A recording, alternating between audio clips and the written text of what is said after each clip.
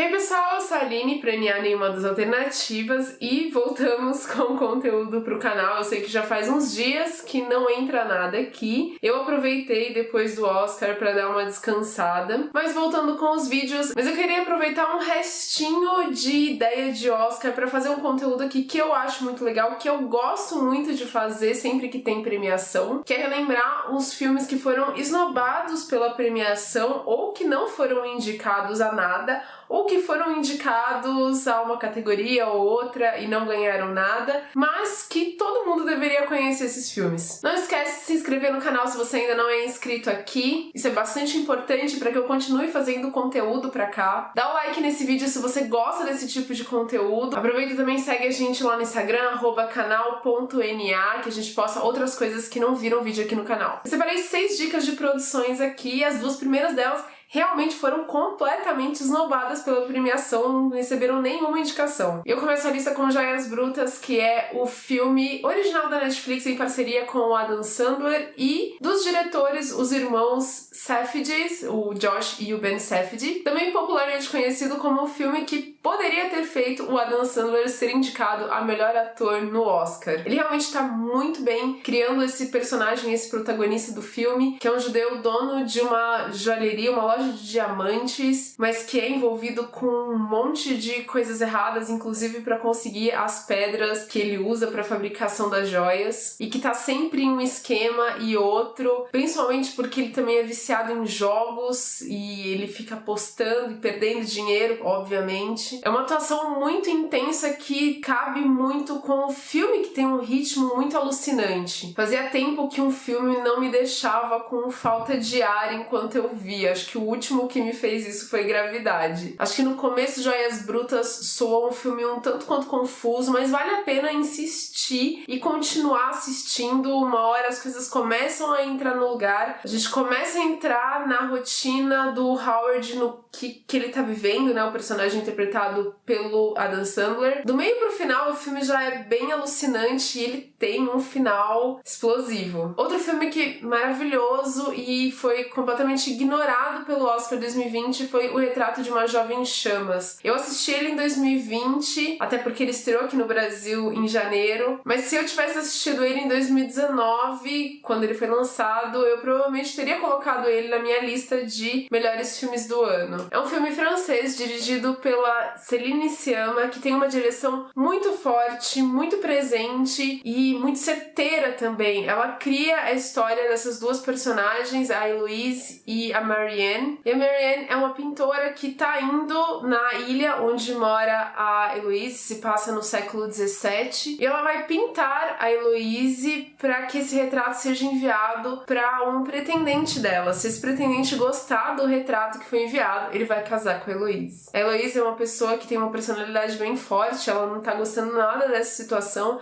e ela não quer ser pintada. Então a mãe dela arma todo um esquema para que a Marianne chegue lá, e ela acredita que a Marianne é uma dama de companhia. A Marianne então passa os dias dela com a Heloise, gravando na memória dela os traços da moça para depois, à noite, quando ela tá sozinha no quarto dela, começar a pintar. Só que as 2 acabam se apaixonando. É um filme muito delicado, muito sutil, muito sensível de todas as formas, tanto no roteiro quanto na fotografia. O filme ele fala sobre pintura e cada frame do filme parece uma pintura, tanto pelo cuidado nos enquadramentos, quanto pela paleta de cores utilizada no filme. É um filme bem doce, bem melancólico também por conta da situação. A gente em nenhum momento é enganado com a possibilidade de que essas moças vão conseguir viver plenamente o amor delas. Tem uma trilha sonora pontual, porém toda vez que a trilha sonora entra, são momentos muito poderosos. E o final do filme é incrível, é maravilhoso, vai deixar você impactado e reflexivo. Eu realmente amei demais esse filme. Todo mundo tem que assistir. E um filme que é bem diferente de Retrato de uma Jovem em Chamas, que não é nada lento ou contemplativo, é Entre Facas e Segredos. Tem uma pegada até bem popular, comercial zona. Ele foi indicado ao Oscar, sim, na categoria de melhor roteiro, mas não venceu. Perdeu para Parasita, o que foi uma boa, assim, Parasita, e Parasita tem realmente um roteiro superior, mas Entre Facas e Segredos é um filme muito legal. Foi bem merecido ele ter sido indicado ao Oscar de melhor roteiro, porque ele segue a linha de um filme que é bem inspirado em histórias de Agatha Christie. Você tem um crime que aconteceu e você tem várias pessoas que estavam naquela casa, muitas pessoas que teriam a motivação para poder matar aquela pessoa, mas ao mesmo tempo é um filme que quebra suas expectativas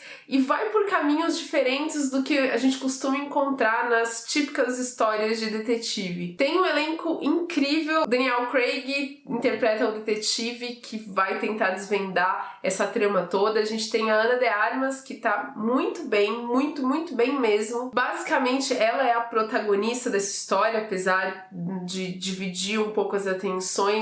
O foco da história é nela. A gente tem Chris Evans, Toni Collette, Christopher Plummer, a Jamie Lee Curtis, muita gente boa realmente no filme, e eu acho que ele merece sim sua atenção. Se você gosta de histórias de detetive, então você precisa assistir Entre Facas e Segredos. Um outro filme que acabou tendo uma indicação e não ganhou o prêmio foi O Farol. Ele foi indicado ao Oscar na categoria de melhor fotografia, perdeu para 1917, que realmente tinha uma fotografia também bastante impressionante, mas esse filme não deveria ser conhecido só pela fotografia, apesar dela também ser impressionante. Eu já tenho um vídeo aqui no canal falando sobre o filme. É um vídeo com spoilers, porque é um filme que tem muitas camadas e metáforas, coisas que a gente pode analisar, então eu aproveitei o espaço do vídeo para discutir isso com profundidade, isso só com spoilers. Então se você viu o filme, já corre lá e confere o vídeo que ficou bem legal. E O Farol é o novo filme do Robert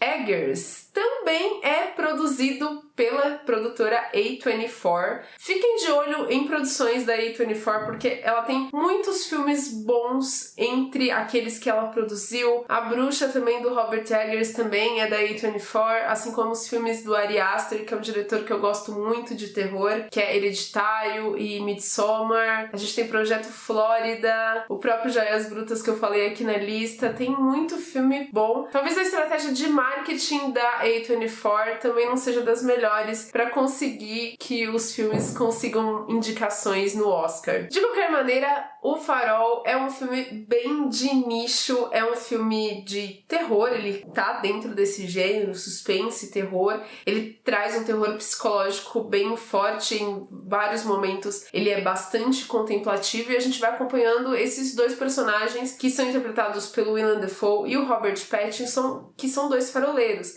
Eles vão para esse farol e eles têm que ficar lá por um determinado período cuidando do farol. Mas diante desse ambiente que é bem opressivo, as condições climáticas são bem opressoras mesmo. Chove muito, eles têm que lidar com o mar em constante fúria, e os trabalhos no farol também são pesados, e aos poucos a gente vai percebendo que aquilo ali é uma receita pra loucura, que ainda se junta ao fato dos dois viverem em isolamento e terem que conviver um com o outro. Também não é a coisa mais fácil do mundo. Não é um filme pra qualquer um, não é todo mundo que curtiria esse filme, mas se você curte terror psicológico, você gosta de construção de personagem e dessa queda lenta pra entender uma mente que vai enlouquecendo, eu acho que você iria gostar bastante de O Farol. Por fim, eu chego aqui nas últimas duas dicas que são de uma mesma categoria, que é a categoria de documentário. Eu gosto muito da categoria de documentário no Oscar. Eu acho que esses dois filmes que eu vou falar agora eram os melhores da lista, junto com Democracia em Vertigem, o brasileiro, mas eu acho esses dois ainda superiores ao nosso brasileiro. E pra mim, se o prêmio fosse pra um desses dois, eu ficaria extremamente feliz, mas acabou indo pra Indústria Americana, que é um filme bom também, tá lá na Netflix, assistam. For Sama foi um filme que me conquistou de uma forma bem intensa. A produção foi toda filmada por uma jornalista que morava na cidade de Alepo, na Síria, filha antes da cidade viver o cerco, e ela vai construindo toda uma história ali, porque ela se apaixona, ela se casa, ela tem uma filha que chama Sama. O documentário é,